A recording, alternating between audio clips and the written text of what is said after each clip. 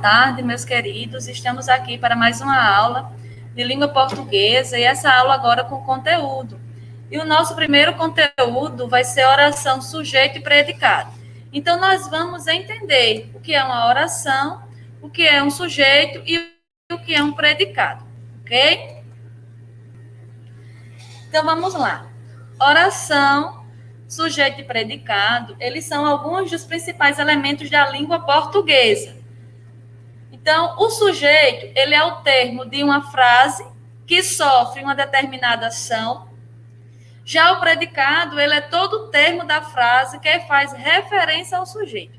Então, veja, o sujeito, né, de uma frase, ele sofre uma determinada ação.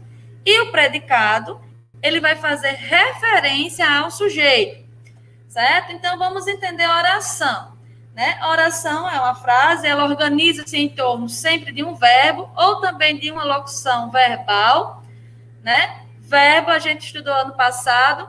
O que é verbo, né? É o que determina o que é ação, né? Fenômeno da natureza. E a locução verbal é quando eu tenho aí duas palavras que têm o mesmo sentido de um verbo, né? Podendo ou não ter sentido completo. Então, veja, a oração ela vai se organizar em torno de um verbo ou de uma locução verbal, podendo ou não ter sentido completo esta frase. Já o sujeito é o termo da oração com o qual o verbo concorda em número e pessoa. E o predicado é a parte da oração que declara algo sobre o sujeito, né? Então, voltando aqui, ó, o sujeito é o termo da oração e o verbo vai concordar com o sujeito. Já o predicado vai ser a parte da oração, né, que declara algo sobre esse sujeito. Então, vamos observar os exemplos para a gente entender melhor. Eu coloquei aqui, ó, primavera cruza o rio, né? Então, aqui eu tenho a oração, a frase, primavera cruza o rio. Primavera é o sujeito da frase, cruza o rio é o predicado, certo? Observando lá que predicado, ela é a parte da oração que declara algo sobre o sujeito. Então, está declarando aqui, né? Primavera, o que é que ela faz? Ela cruza o rio. Então, primavera é o sujeito, cruza o rio é o predicado.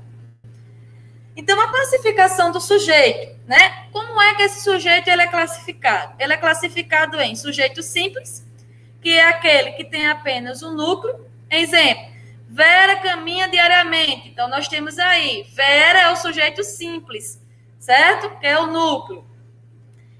Exemplo, Vera e Carlos caminham diariamente. Então, Vera e Carlos, que é o núcleo, aí já é sujeito composto. Por quê? Porque eu tenho mais de um sujeito, né? Então, vamos voltar para entender direitinho.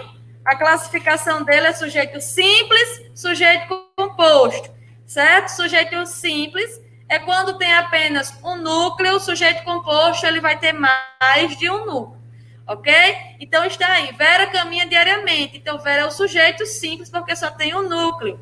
Na próxima, já tenho Vera e Carlos caminham diariamente. Então, eu tenho mais de um sujeito. Então, aí eu tenho um sujeito composto, certo?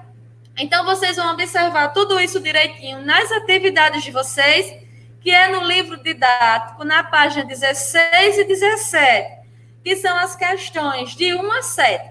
Como vocês vão fazer? Vocês vão copiar essas questões do caderno e vão responder tudo de acordo com a aula que eu acabei de explicar.